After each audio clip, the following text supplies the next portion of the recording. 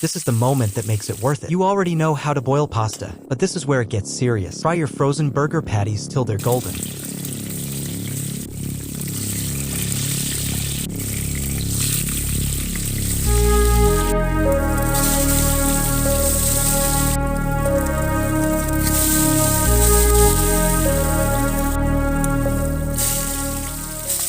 Now the moment that matters.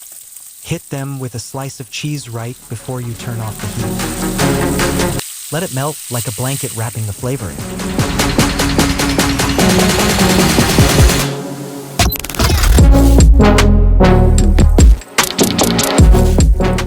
Plate it up.